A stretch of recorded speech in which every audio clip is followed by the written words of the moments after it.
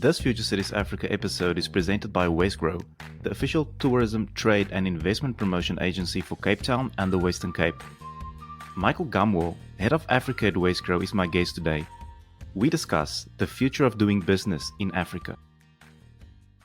Michael, welcome. Can you give us a brief introduction to your role at Wesgro and why it is important?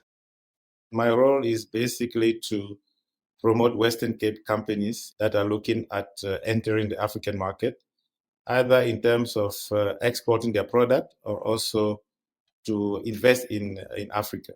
So we will actively take them in the countries that they are interested in and then assist them with the meetings, the facilitation, and anything that is needed for them to enter that market. So, what is the future of doing business in Africa? And what key opportunities and challenges are there with regards to doing business in Africa? We have to speak about it in the context of the African Continental Free Trade because that's the buzz of the moment.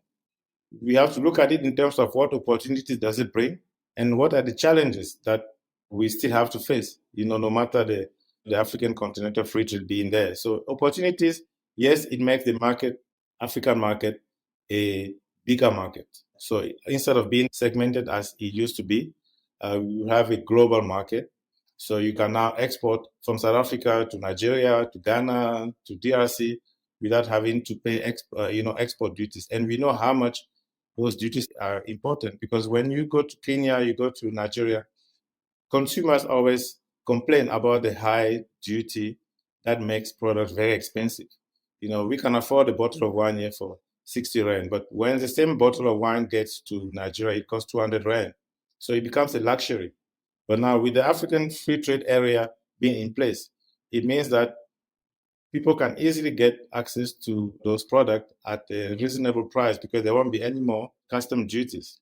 And also, in terms of investors, investment attraction, the African Free Trade Area is very important because now investors that were a bit reluctant to invest in Africa because they see the market as a segmented market or as a smaller market will now be attracted because it's going to be a huge market. If I now, as an investor, want to put up a factory to make shoes, I'm not going to be content of only the market that I'm in because it will mean that I set up a business in South Africa or in Ghana to make shoes, but I can distribute those shoes in the whole continent without having to worry too much about import duties. It means that those shoes will be accessible at affordable cost everywhere in the continent.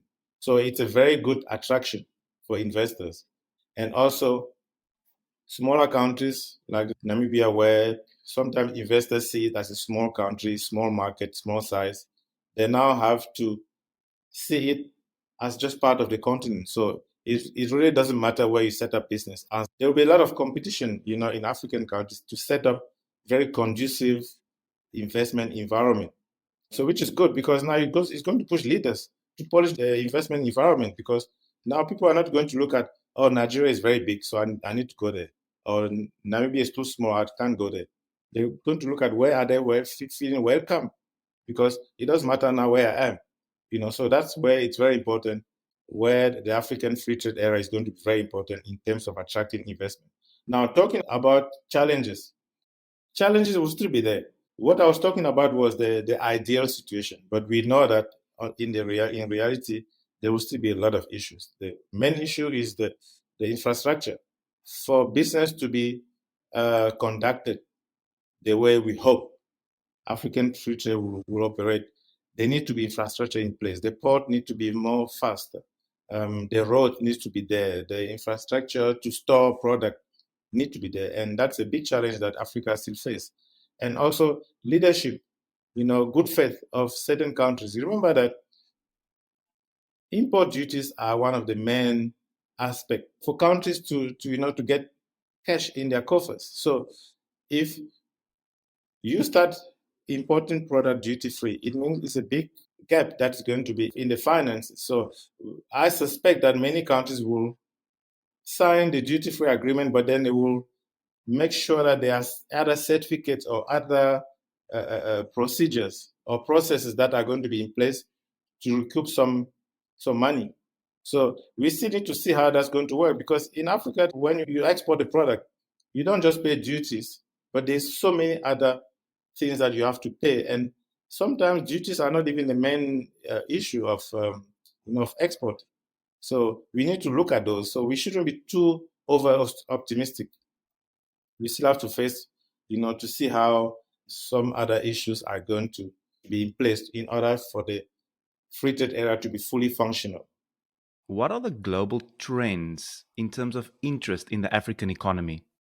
I need to speak about that in the current context. We've just been through COVID, and now we're going through the Ukraine war. That is bringing a lot of changes in the trade environment, in the political environment. So many countries have been very reliant on China, for instance, for their imports.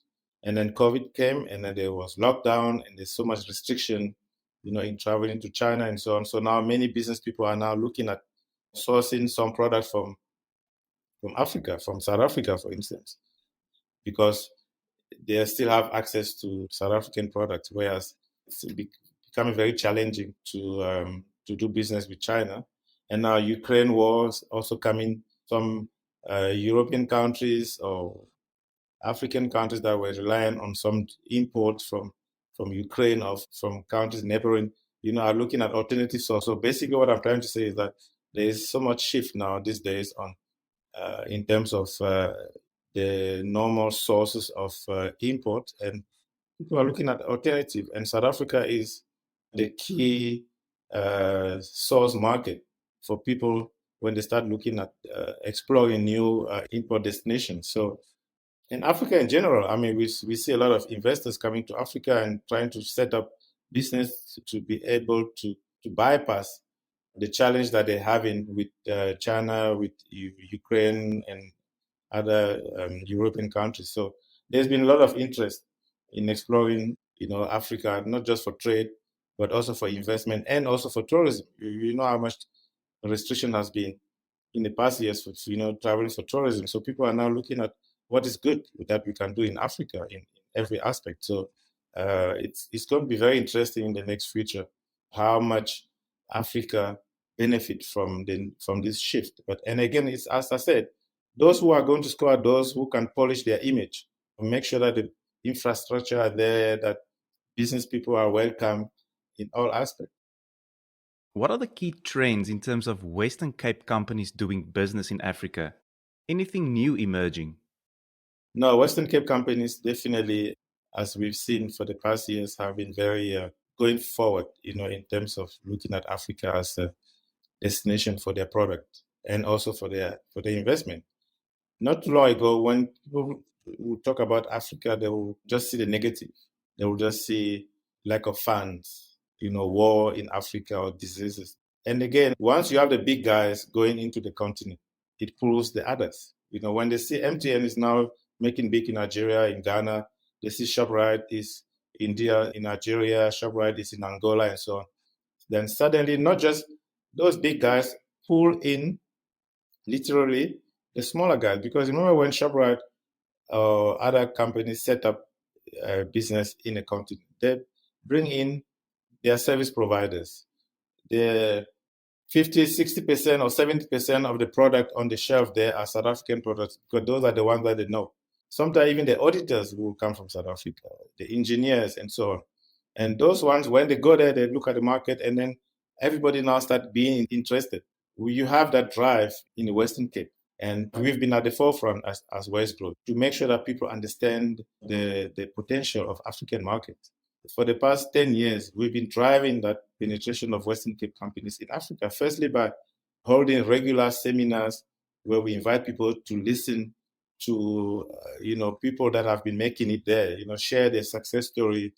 We do research, share with people so that they understand the impact, because people were always interested, oh, we want to go to Europe, we want to go to China and so on. But yet just next door, you have a big market for the product. The figures have been double in terms of export and outward investment. And we regularly lead a mission almost every month in an African country, where we will take business delegation of 15 to 20 people. And then make it easy for them because we set up everything. We arrange everything, the meeting, we look for partners for them, we do all the bookings and so on, so that they don't have to, even visas, we arrange visas for them so that they don't have to think too much. They'll just come with us and we make sure that they get value for the time that they spend in that market. And we also make sure that people share their story. And that's what pulls the others. Because you have very good companies here with very good product that are needed in Africa, but because they've never been so interested in African market, they miss out on those opportunities. But by pushing them, by pulling them to come with us and listen to the good stories, they start being interested. So, I mean, these days in every mission that we take, that we organize, everybody wants to go because they see there's opportunities and people are already making money. And the past perception that people used to have been proven wrong. People used to think people are not going to pay you for your export. But I mean, if the figures of trade from South Africa, from the Western Cape into Africa keep growing, it means that people are getting paid. Otherwise, we won't be having that growth, in terms of export. So you are providing the blueprint, as many companies might give up if they struggle with one or two steps. Yes, it's very important that we understand the market. We know the people in the market. We've got our own partners there because we cannot work on our own. We first go and build partnership in the market. We build partnership with the Chamber of Commerce. We build partnership with business associations, with the investment promotion agency, with the government there. And once we build those networks, then we come to the Western Cape companies and say, now we can take you to Cote d'Ivoire or we can take you to Ghana and make sure that you have success in exporting your product, or if you want to invest in Ghana or in Angola, we make sure it happens because we've got all the network, we've got all the contact, we've got all the business partners that you need. And that's where we've been very good at. Michael, in closing, what is the Western Cape's competitive advantage when it comes to doing business in Africa and to future-proof these businesses?